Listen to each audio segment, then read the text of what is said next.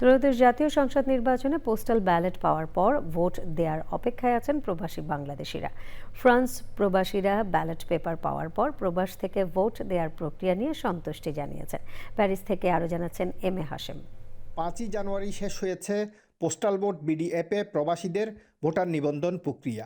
France থেকে 8,399 জন ভোটের জন্য নিবন্ধন করলেও তার মধ্যে অনুমোদিত হয় 8,378 জন। প্রবাসী ভোটার নিবন্ধনে দেশ হিসাবে 17তম অবস্থানে রয়েছে ফ্রান্স। যারা প্রবাস থেকে প্রথমবারের মতো ভোট দিতে পারছেন তারা বর্তমান অন্তর্বর্তীকালীন সরকারকে ধন্যবাদ জানানোর পাশাপাশি নিজেদের উচ্ছ্বাস প্রকাশ করেন। গণভোটের জন্য এবং জাতীয় নির্বাচনের জন্য যে ব্যালট পেপার এটি আমাদের হাতে এসেছে।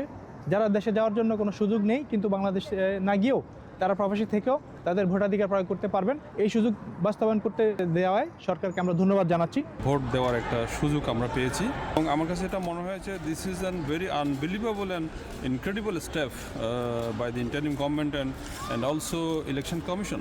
আমি আমার জীবনের সর্বপ্রথম আমি এবার ভোট দিতে যাচ্ছি এবং তাও আবার প্রবাস থেকে, এবং এটা একটা হিস্টোরিক্যাল মোমেন্টের মতো মনে হচ্ছে এবং আমি খুবই খুবই খুবই খুবই খুশি একজন প্রবাসী হিসাবে। পোস্টাল ভোট বিডি অ্যাপ্লিকেশনে পাসওয়ার্ড রিসেট জনিত সমস্যায় ওটিপি না পাওয়ার কথা বলছেন প্রবাসী ভোটাররা।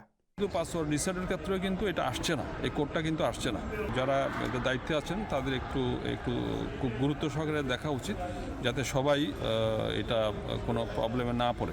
যেভাবে ফ্রান্স প্রবাসীরা বাংলাদেশ নির্বাচন কমিশনের পোস্টাল ব্যালটের চিঠি পেয়েছেন, সেই প্রক্রিয়ায় ভোট জালিয়াতির সুযোগ নেই বলছেন প্রবাসীরা।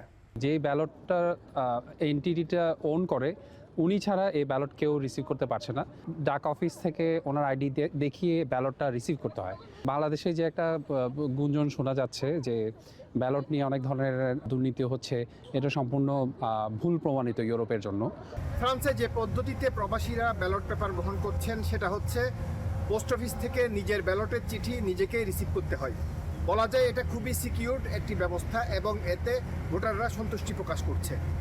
এখন দ্বিতীয় ধাপে ব্যালট পেপার প্রাপ্ত ভোটারগণ অধীর আগ্রহে ভোট দেওয়ার জন্য অপেক্ষা করছেন। M A Hashem, channel I, France.